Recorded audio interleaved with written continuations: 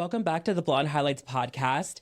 This is going to be a little bit of a different episode this week and next week because Kris is going to be interviewing me and I'm going to be interviewing Kris, and you're going to get to know us a lot better on a much deeper level. Yes, we're really excited. We figured this is a new year. We're taking Blonde Highlights into a little bit of a different direction.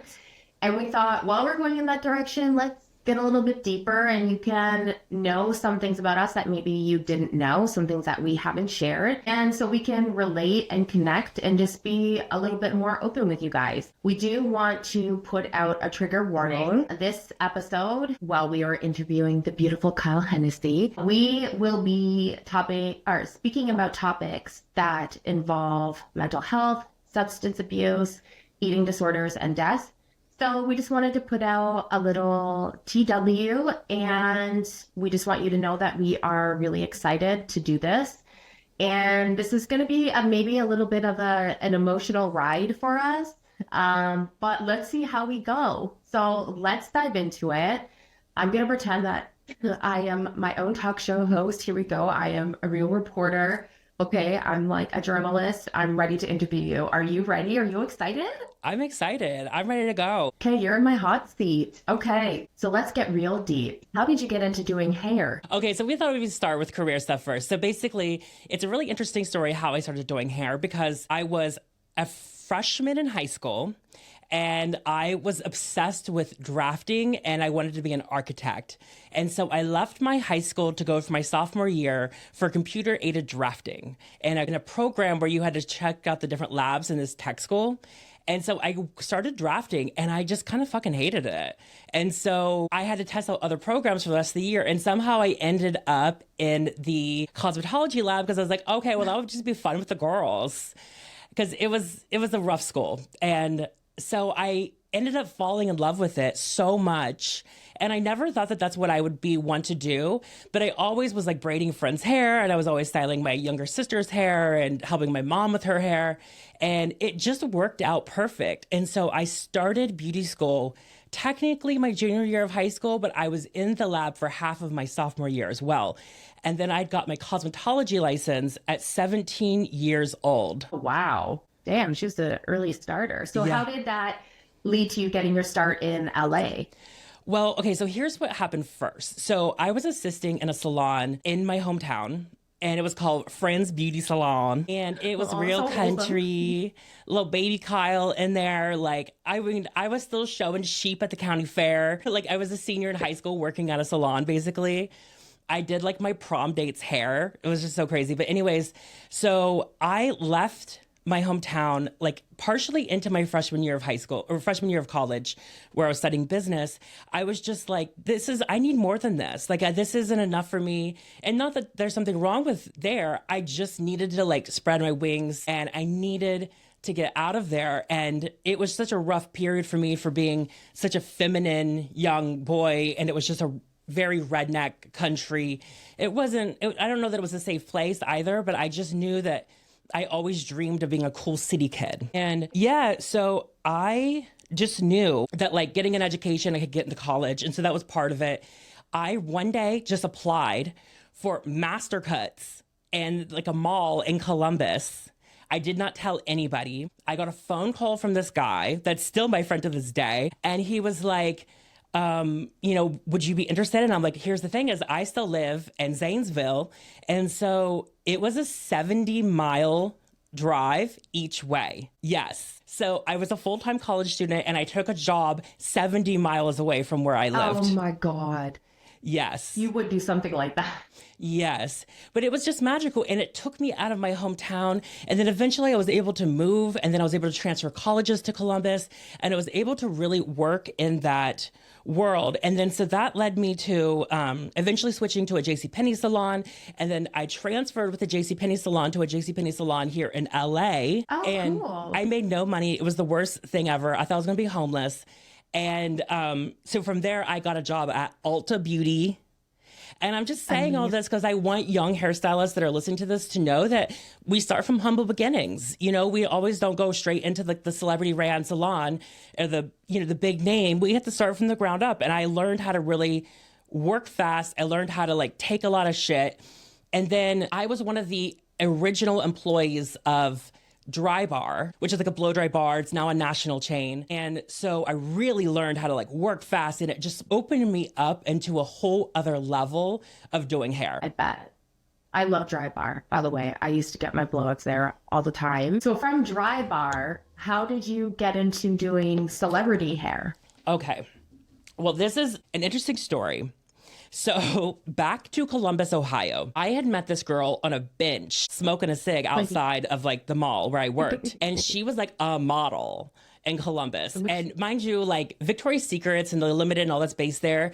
But this was like very amateur kind of modeling and whatever. And so she was like, we're going to do this big photo shoot. And it's like a trade. There's going to be hairstylists, makeup artists, models, photographers, and we're all just going to work and build portfolios. And I was just like blown away. I was like, this is so freaking cool. So that led into me doing nightclub hair.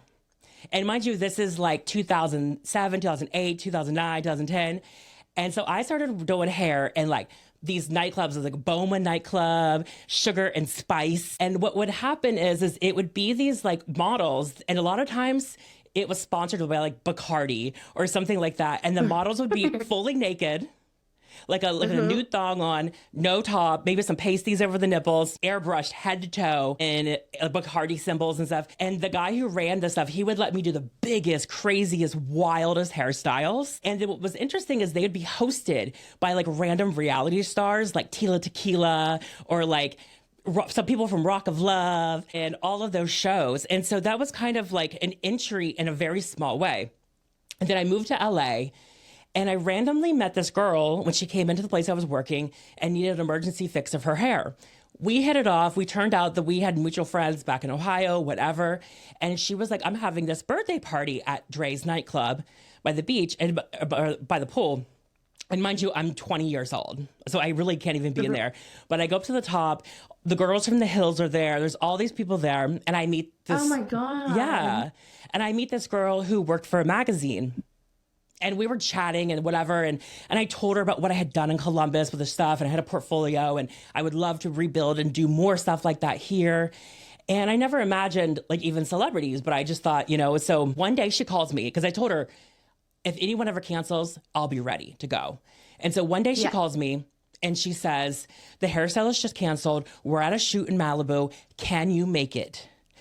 I called off work, got to Malibu, did hair for the shoot. It was a full spread in a magazine that was published. And that actress, she was on a big TV show at the time. That actress is still my client to this day, 15 years later, and is close. And so that was my entry point because it really gave me some credibility. I had work published. And then from there, the magazine trusted me, the other people trusted me. And so I was able to turn that in to so many other things. And I worked with a girl that was on American Idol after that. And then a friend of mine, her name's Katie Tiz. I was, friends with her. I had blown out her hair, styled it, whatever. And one day, and she was a musician. And one day I was at a cookout. And I walked into the house to grab more like burgers or something like that. And the TV was on. It was like that Music Choice, like TV where the music's playing. And it was her on the TV, her song playing. And it was one of those moments from a movie. And I called her and I was just like, oh my God, I hear you. And I'm like, do you hear it? And she was screaming. I was screaming. And she was like, just get ready. Get ready because we're about to be booked and busy nonstop. And we hustled that for 2 years straight. Her first big song was called The Big Bang. I can't sing it, but I'm sure people know it. It's on a lot of commercials, a lot of things like that. And then the other song was Whistle While You Work It.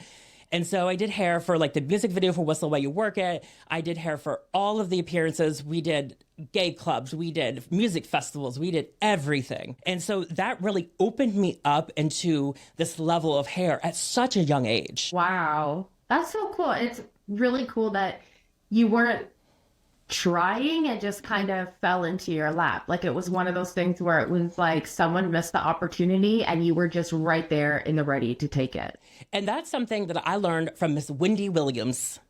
Because she always said, I haven't no one come in to sub for me if I'm sick. She's like, because they're going to steal my spot. She said, everything I've ever gotten is because somebody else fumbled the ball and I came in at the last minute to fix it. And it's so true. That's exactly how my career has taken off, is that reliability and being ready, you know, for the call to like come do this. And that's amazing. Yeah. So during your career and your startup and all of that, were there any major obstacles that you had to overcome? I do think that being so young and was a big obstacle, because I looked like I was 12 years old. They were like, what is this 12-year-old doing?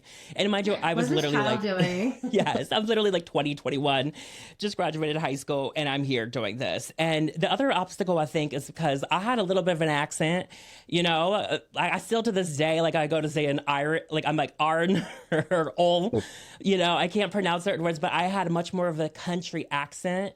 And there was a lot of like murmuring of like white trash and like things like that. And I think that that was something that I had to overcome. And really, it took me a long time to be okay with that, you know, because I think it made me ashamed for a minute.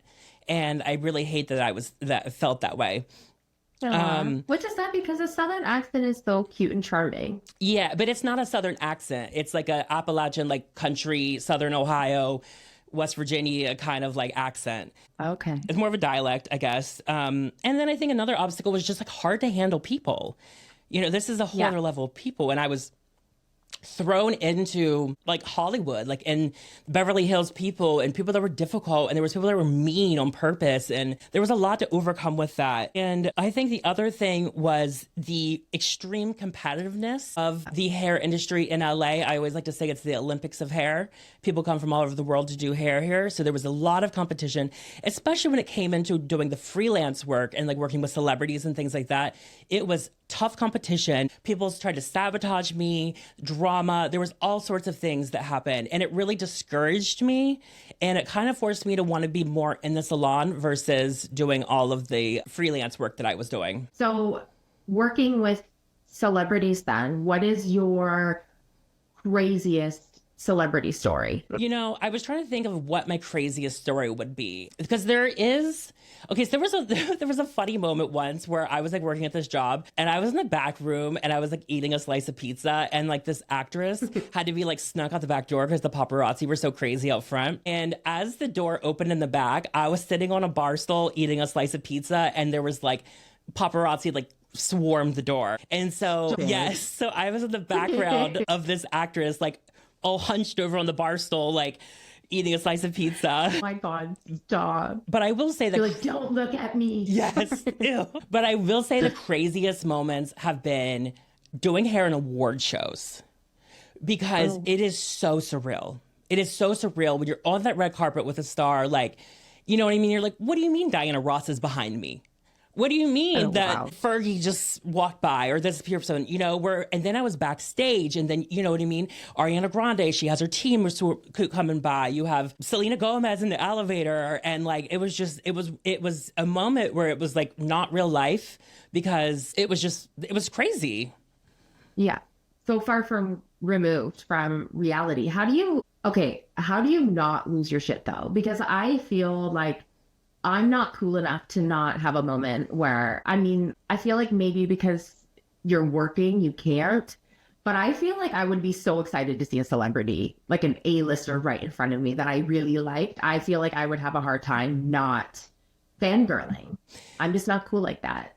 Yeah, but it's also desensitization. In the beginning, I think I would try to play really cool, but I would get really like nervous. Occasionally, I would kind of like say something a little stupid or a little off or whatever. Sometimes I get a little nervous or whatever, but for the most part, they're normal people. You know, I'm not seeing them a lot of times in the grand, you know, the illusion that you see, you know what I mean, behind the stage. They're a normal person in that way. Yeah.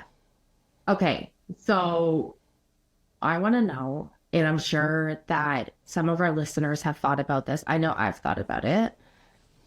And you can be honest and you can refuse the question, but have you ever botched a celebrity's?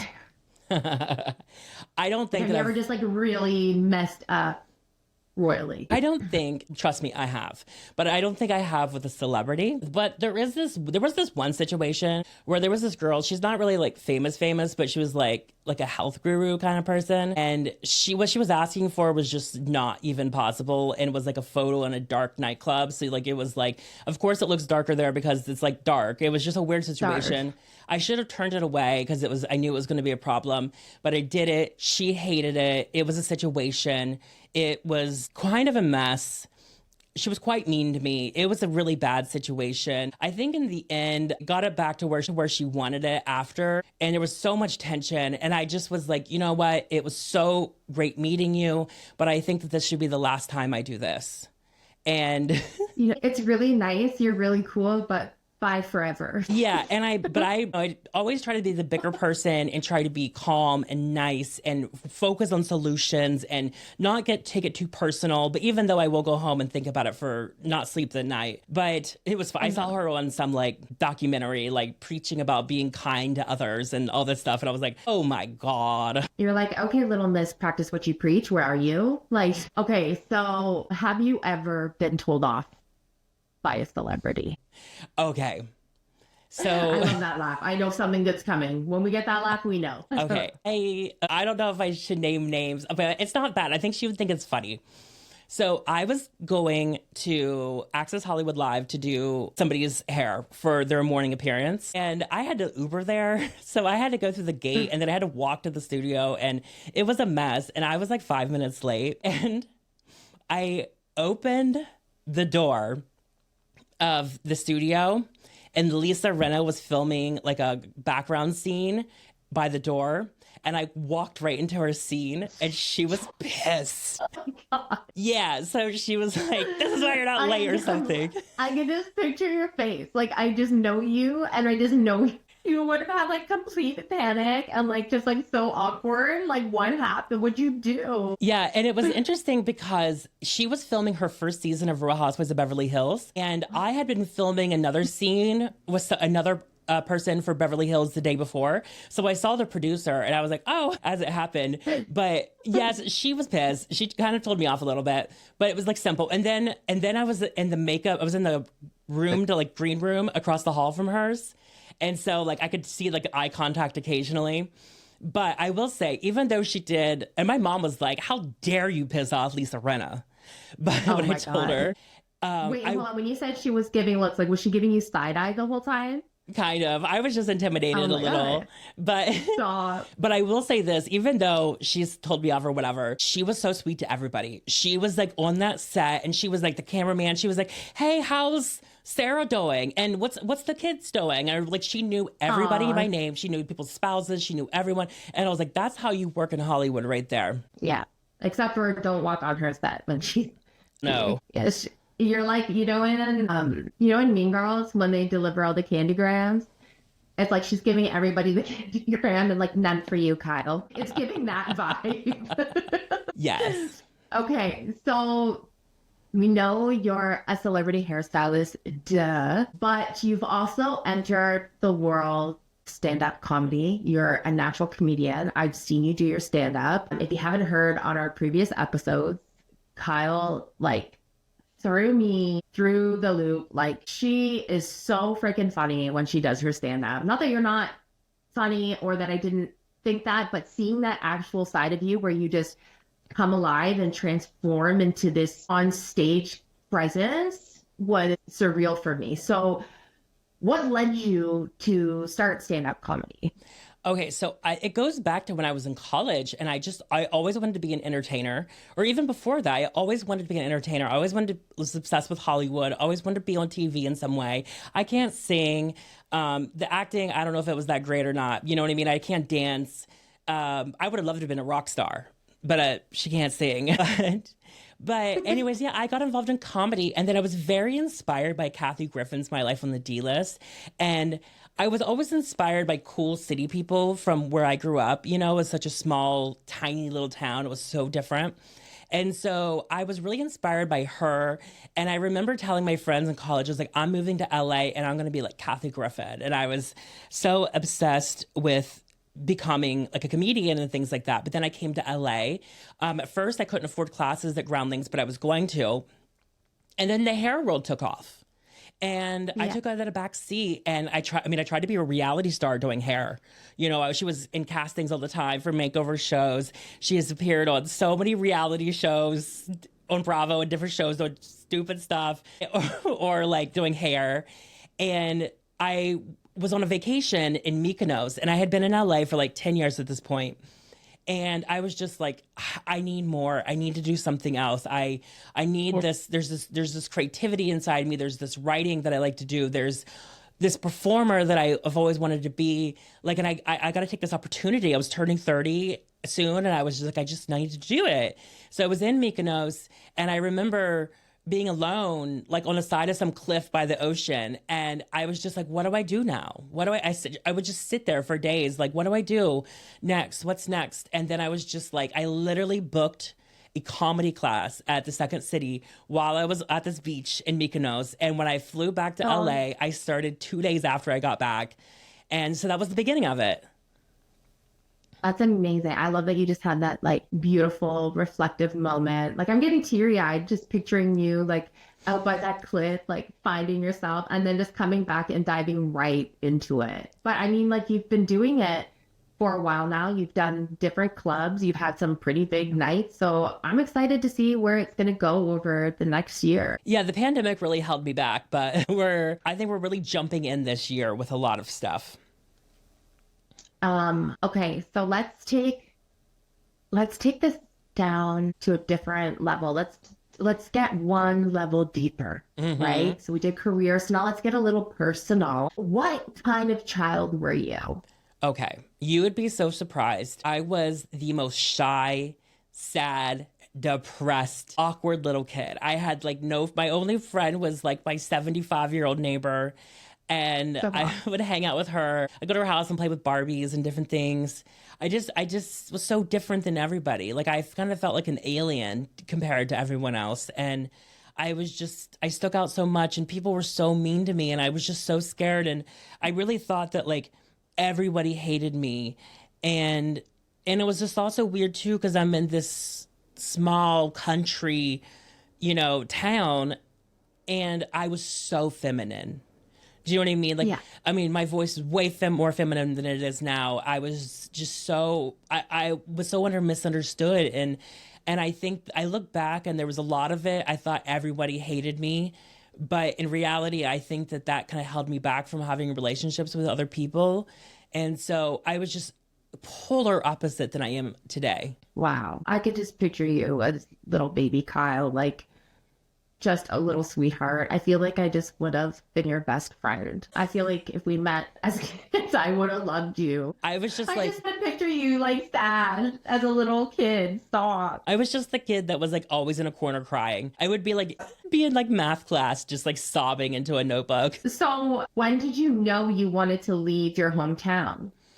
I was really young. I always felt like I didn't belong in that town. I always dreamed of being in a city, and any TV shows, anything I saw, like I loved like Friends and like all these Will and Grace and all of these shows, and they were like living in cities and they were walking and they were doing all these fun things, and that was just always what I wanted. And it seemed so unattainable and so far reached. And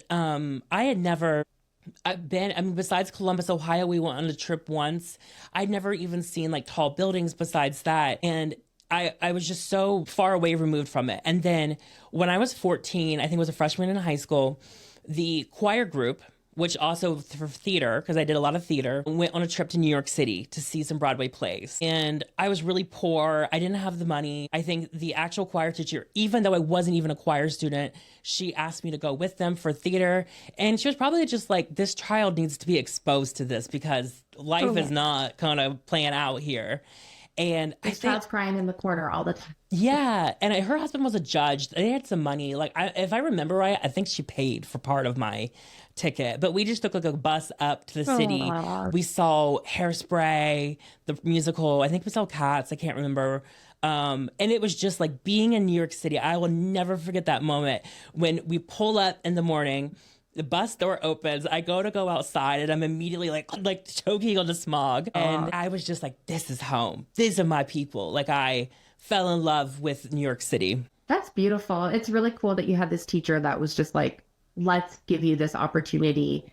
And I wonder if your life would have went differently had you not have gone on the trip. Like, do you think of things like that, like pivotal moments? It's like, that was such a pivotal moment in your life and you really didn't even realize. Like, yeah, seeing all that, giving you that inspiration, like that's really special. So being in your small town, what steps did you take or did you have to take in order to get out of your hometown? Okay, so I knew that my way out was education. And I was a pretty good student. I was pretty smart. It's actually crazy because I was in special education because I think a lot of it was because I was so awkward and so having so many social issues. But I was actually pretty smart. I later on proved my way to the school out of special education into like normal classes. I was able to excel.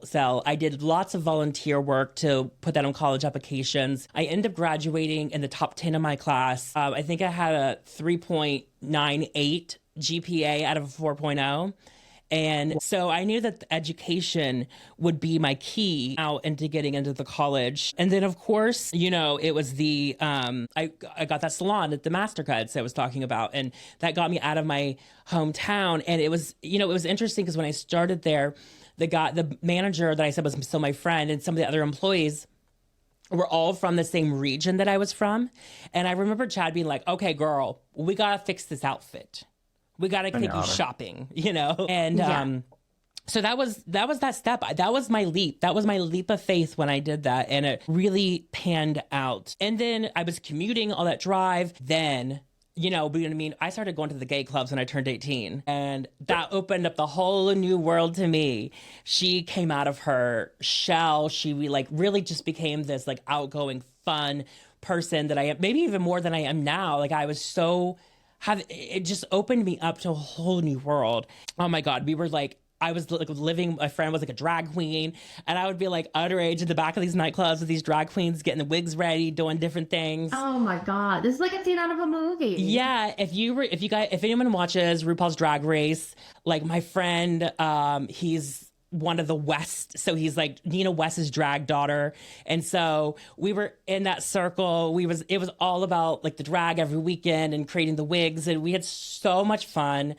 It's interesting with me being transgender that I never did drag or anything. I was kind of like, I guess I was too scared to even dabble, but it was, that was kind of the steps to get me out of my hometown.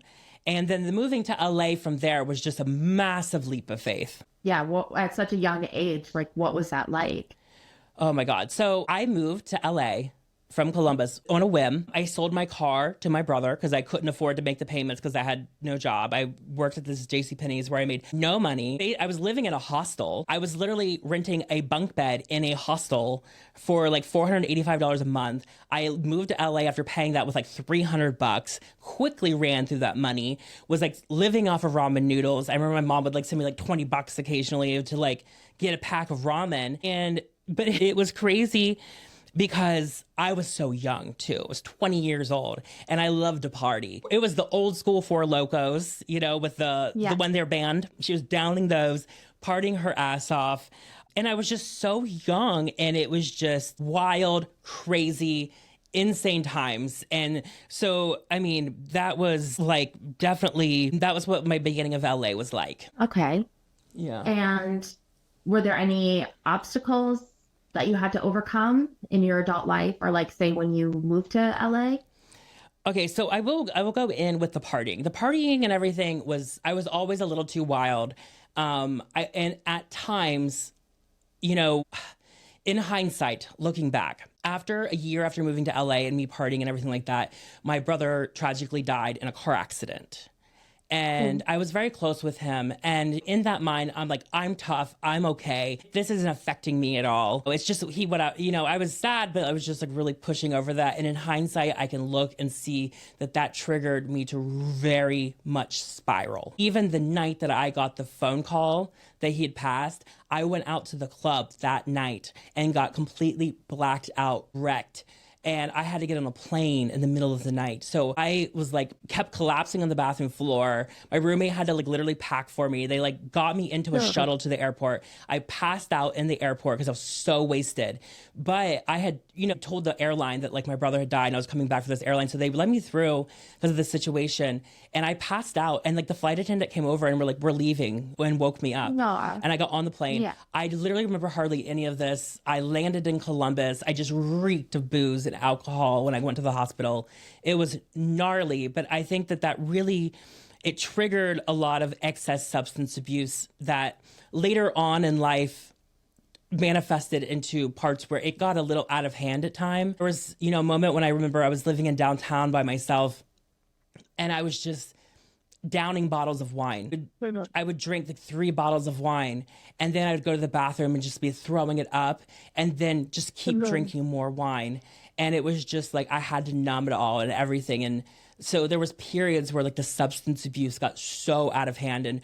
And this is, I've never really talked about it much, and I haven't really told, there's a couple people who knew, I remember there was one time where I texted a couple friends and I said, I just need you to know that like the drinking has gotten so out of hand and I'm just scared and I can't stop. And I really thought that was like going to be a rehab time for me. And I was able to grab myself and pull myself out of some pretty gnarly substance abuse problems. And I'm proud of myself because that's something I've really beat, and it's something that doesn't tempt me, but it was always a major issue in my life. And every so many years it would spiral out of control again. And I think most people really didn't know how bad it was, but some people knew like it was bad. And I can only imagine the security people from that building that I lived in during some of those times. And, and I think struggles that I've dealt with in adult life too is I really struggled with eating disorders. I'm quite large now, like heavier. But when I lost 150 pounds when I had first moved to Columbus, and I was very skinny. And then that manifested into some pretty gnarly eating disorders. And I think after I had cut out drinking for a little while, it manifested into me becoming very bulimic. And I was just throwing up everything I ate. It was gnarly. Like it was really wrecking me. And I struggled with bulimia up until a few years ago. And so that was something that I've really struggled with throughout adult life. And I mean, obviously now I've beat that, and I've went the other direction into binge eating. So that's a big issue that I've had. Obviously too, just self-hatred and insecurity and, dealing with gender dysphoria. And I can look back now that I've transitioned and I can realize that there was a lot of self-hatred because I knew that I was a woman and I was so scared to come out and I was so scared of everything. And so I was like, punishing myself. I was torturing myself through the drinking, through the eating disorders, through the self-hatred and everything. And looking back, I can see that was some of the biggest struggles of my life, and I was so tormented in the head. Yeah. Well, thank you for sharing all of that. That's really I'm glad that you're in such a better place now. And just even our years of friendship, I've been able to see how you have made that positive shift in your life. So I'm just really happy, as your friend, that you're in a much better place. But I also know that you now are struggling with chronic health and chronic pain. What is that like? How has that affected your life? Well, it started out, I guess it was my thyroid that started it out. And it started out, I just started to get really weak. And I will tell you, at this time, I was literally eating meal prep meals. I never went off the diet. Everything was calculated down to every little specific macro, nutrients and things like that. I was like dog food. It was like packaged food. I was just but I cooked it myself and meal prepped. And so, and I was very athletic too. There was days where I would go do Cycle House and do a, crazy, gnarly, tough cycle class, and then go to Barry's boot camp and do another insane class. And these are classes that a lot of people couldn't even do at the time, let alone I was doing them back to back. And I worked out every single day. So it really rocked my world. And I would hike mountains. I would do anything I wanted to. And it rocked my world when I started to get this chronic fatigue all the time. And I was just exhausted. And the pain throughout my entire body started to manifest. And then we found the thyroid stuff. And then we were, I've taken medication since then. But then that didn't really help much with the symptoms. But I guess it stops it from getting worse. And then I went into full blown fibromyalgia. And I still, we still wonder if there's like something else going on. I'm still seeing specialists. I see one today too. We're trying to figure this out. But it's been, like 6 years or so of really just, it rocked my world. It like took everything from me. It flipped my world upside down. And it's definitely been one of the hardest things that I've been through.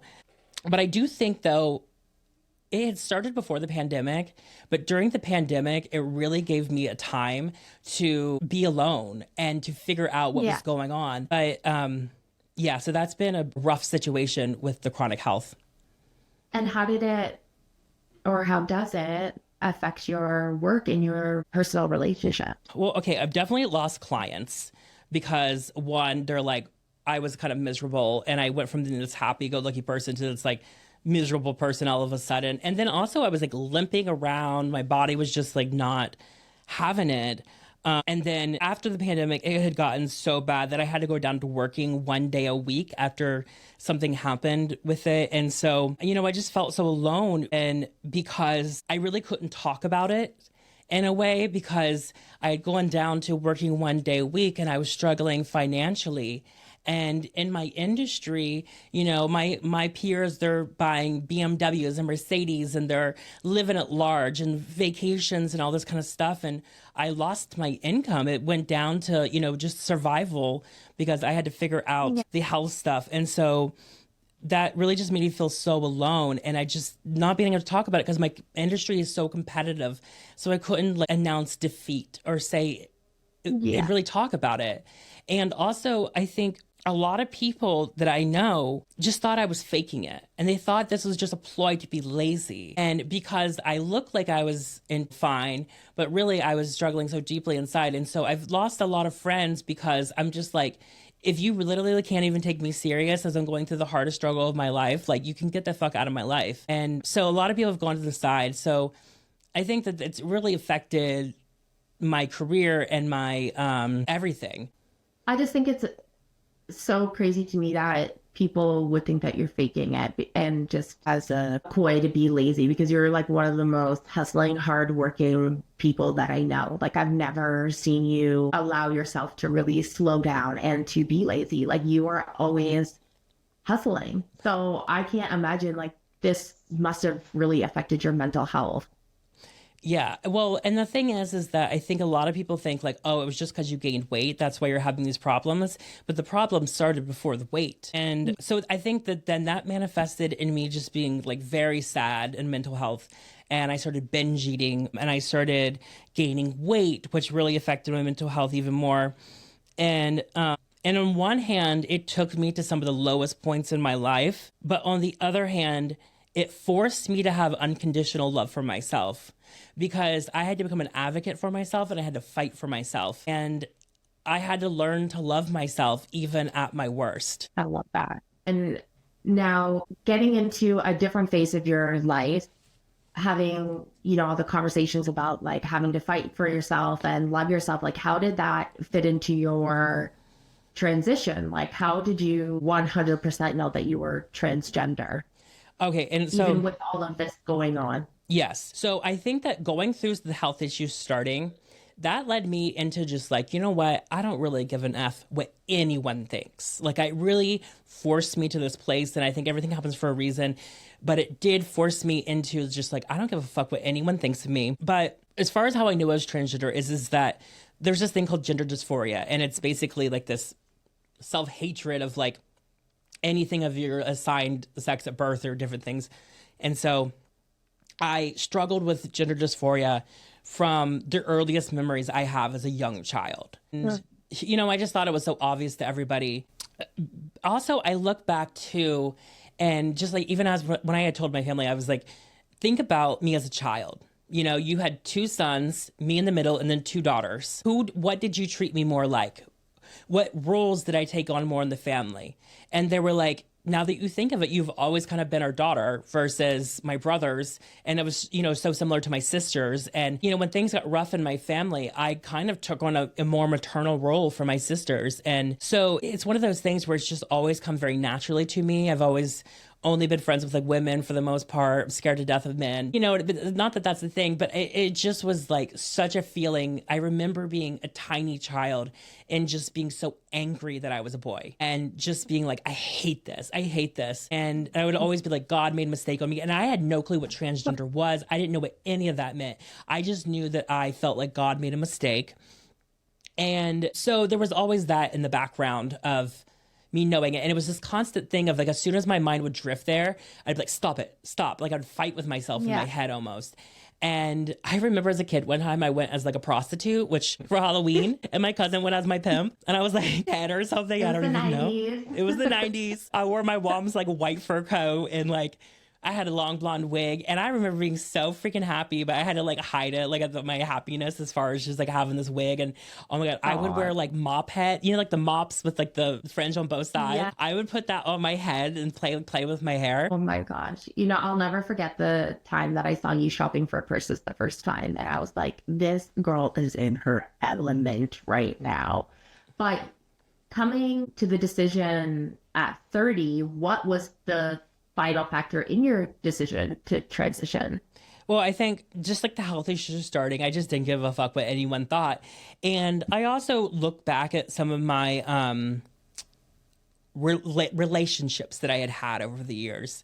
And I could think about like what went wrong and what was happening. And I was so confused, and I've struggled with dating and relationships and things like that. And it was just because I look back and I think it was because I was in this role of a boy in this relationship, and it just never worked. You know, I could never give them like be living as a gay male in a relationship with a gay man. I couldn't give them what they needed, and they couldn't give me what I needed. And it was always this weird thing. And I look back and I can see that that's what the problem was, you know? And I was also kind of like buff and muscular, and I, you know, was like trying really hard to like cover it up. And so like they were like seeing me as this like man, and I was just like, no. No, ew. So what was your journey like? Like, take us through your journey. Like, were there obstacles? Was it an easy flip of the switch? Like, what was that like? Yes. Okay. So I think I started 2 years before I came out. I started growing my hair out. I started getting laser hair removal years ahead of time. I was kind of like experimenting a little bit, kind of like leaning into the femininity aside like that. And then I would go on trips to like New York or Greece or Europe and stuff like that. And I would really take on a role of being so feminine and leaning really into it, because one thing in the gay community, especially in West Hollywood, like it is all about masculinity, and people really cover up some of their gayness and their femininity to always appear more masculine. So I really took, you know, time to like lean into it, to kind of feel it out, experiment it, and like lean into that feminine side. But I kept it, you know, as such a secret. And I had excuses of why I was getting laser hair removal. I had excuses why I was growing my hair out. I had all of these things, and I literally didn't tell anybody for so long. I think Kris is actually the first person I told, but besides that, I told like one other person before I actually was on hormones. But it was just, I also was struggling with internalized transphobia, because I think that sometimes I would see trans women and I only knew from like Jerry Springer or Maury or like, you know, and I'm like, I'm not a crackhead. I'm not this or that. And, you know, and they were portrayed that way to, especially the millennial generation. And we didn't have examples of trans people. And there was definitely some internalized transphobia going on. And not that I was mean to anybody, but I had that hatred in myself for that. And I remember once, this is so crazy, I had like watched this documentary on like Gigi Gorgeous, Toronto homegirl. Like yeah. And I was like, this is in my extreme drinking crazy phase, and I would like black out and like post like Facebook statuses, and they'd be all wild, and I would delete them the next morning. But I remember once being like crying over her like thing, and I was just like, I was like something about, I don't know. I was like, well, I'm not transgender, but like, I think my family would accept me if I was. I said something crazy when I was drunk, and it really was like an admission. And I like quickly deleted it the next day, because I was just like, oh, I can't believe I said that. Uh-oh. So was it scary telling everybody about your change? Like, what was that like? Was everyone supportive? Okay, I was supportive, duh, when you told me. First person, why an honor. Okay, I should preference this with saying that even though I am, a trans woman and everything, I have not faced a lot of the struggles the other trans women have struggled with because of partially my age, where I live, my family, my career, and I think a lot of trans people, there's a serious issue of housing and employment and families abandoning them and all of that kind of stuff. And so I preference by saying that I had all of those bases covered. So I don't want to minimize other people's experience because mine was not so bad because of those factors. But I was scared to death. My family was very progressive, but I was so scared they would disown me. I remember, I sent like a text.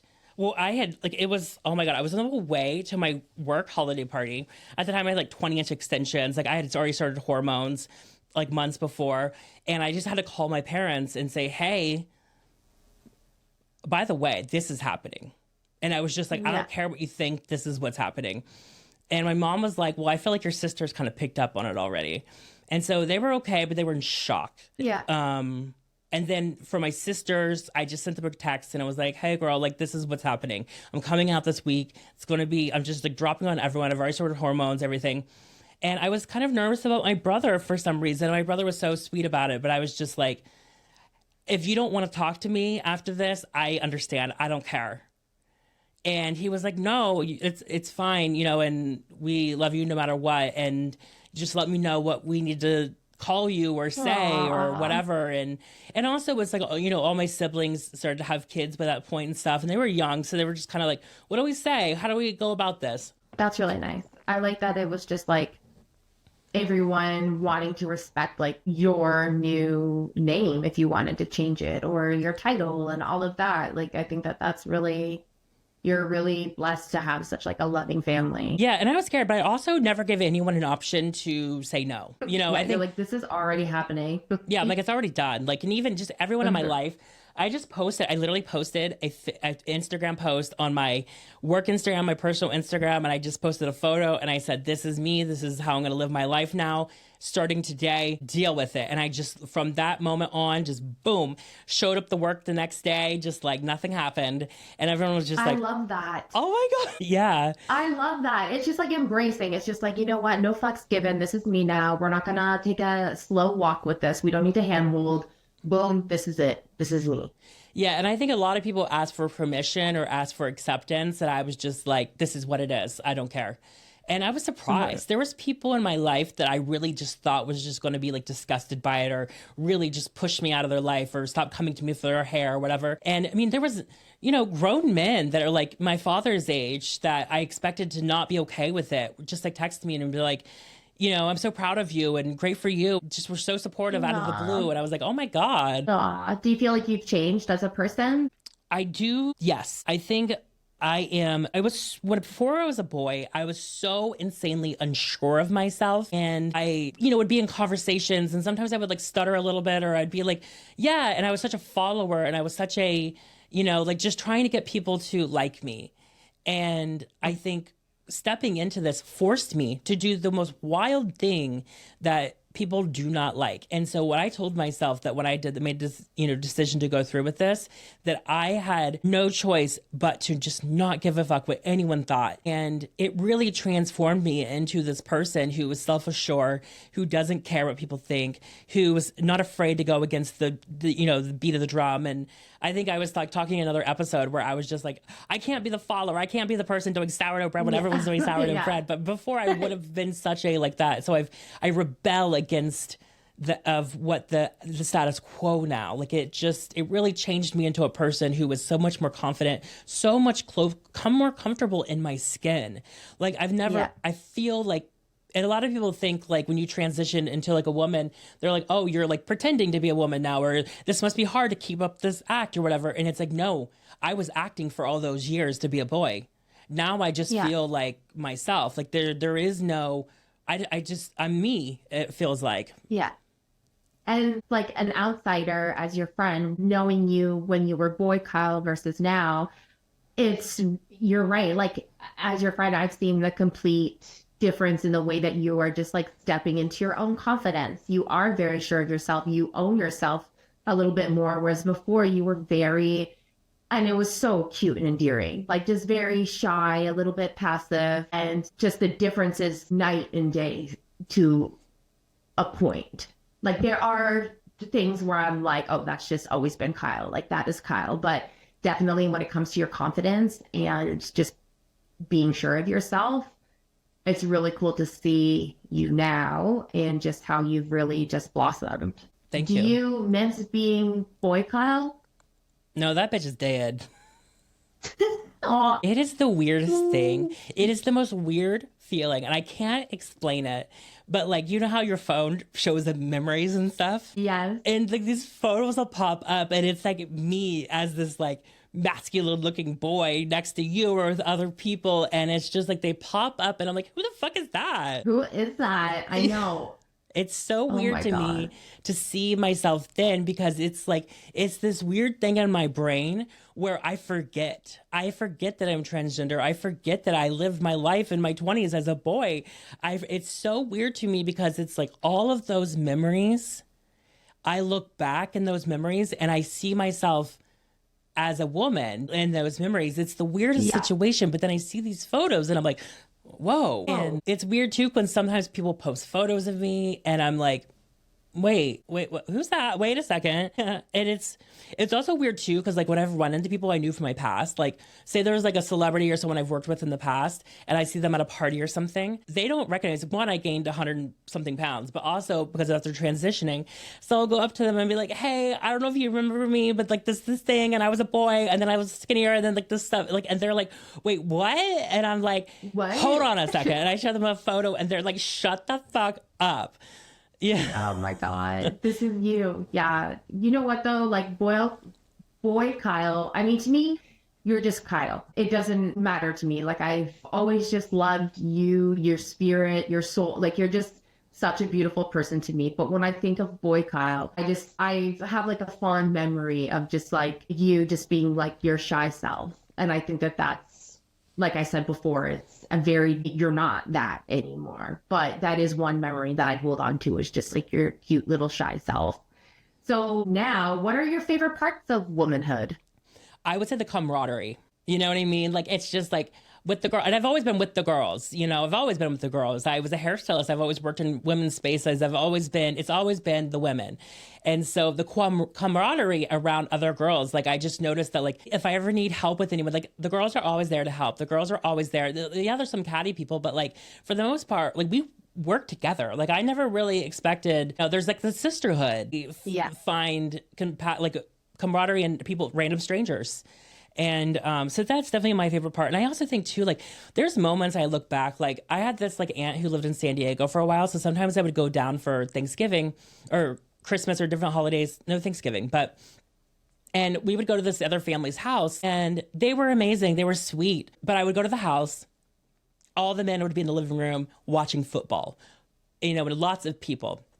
And then the women would all be in the kitchen, just making food, whipping up things. It was like a Filipino family, and they were like making all this food and stuff. And so I remember being like stuck in the hallway between the kitchen and the living room, just like, I can't do this. I was sitting in the room with all these men, and I'm like, I'm not supposed to be here. And then I ended up in the kitchen with all the Filipino women rolling lumpia. You know what I mean? Like, that's where I belong. Yeah. And so that I think about now, that's where I go. Like, I don't have to like play that weird in the hallway. Like, I don't know what to do. Football. Yeah. Sport. What's your least favorite part of girlhood? Underwires and bras. Yeah, there it is. And just I feel unsafe. I feel less safe. Yeah. I felt more like a target. Yeah. I traveled a lot up in the years leading up to me coming out because I just felt like it would be safer for me as a boy to be crashing in hostels and going random places. But I felt less safe in the underwear bras stopping me. What is your relationship with other trans women? That's another thing too. There is such a sisterhood within other trans women. It's interesting. I'll be at the coffee shop. I'll be anywhere. And it's just like, we lock eyes. So like, we're like, we can spot each other a mile away.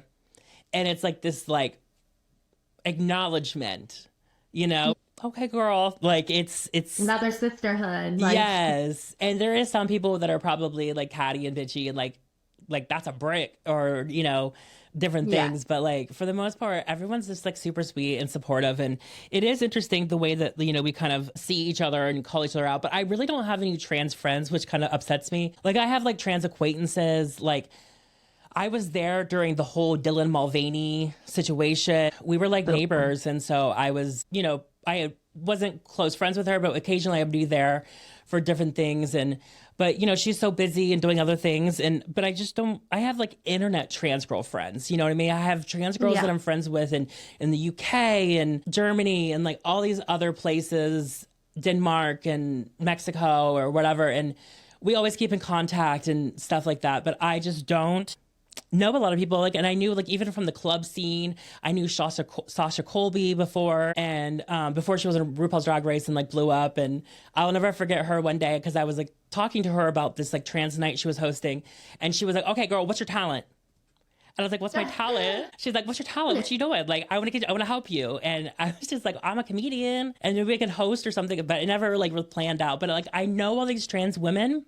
And even some of these like famous trans women, and I've met like Gigi Gorgeous and all these people, but I really don't have any like close trans friends. Well, maybe that's something that will happen this year. Maybe that's something, you know, maybe Blonde Highlights will bring in some new friendships for you.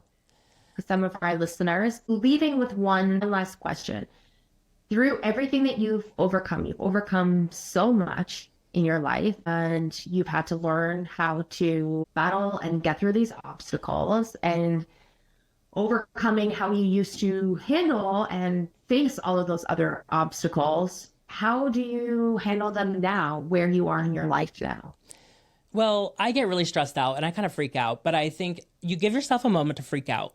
Okay, you have to give yourself that. Cry, freak out, whatever you got to do. But then at some point you got to stop and say, "Hey, let's focus on solutions." Yeah. And so that's always my kind of formula. And here's the thing is like, I can stress about it and I can focus on solutions. And if I can't find a solution, I have to let it go. I can't let that tear me up. And, you know, just a lot of self-care, like I'm very into, you know, meditation to calm the brain. And I really just like stop and I'll have a day of like, this is my day of self-care. And I'll burn incense or candles and like, you know, lotion and like wash my hair, do all the things like self-care, like really just take that moment to not only do self-care, but take that moment to acknowledge that this is a self-care. I'm taking care of myself. And, you know, I need nature. I need to go. That's why I have a garden. I like to go sit in nature. Nature calms me.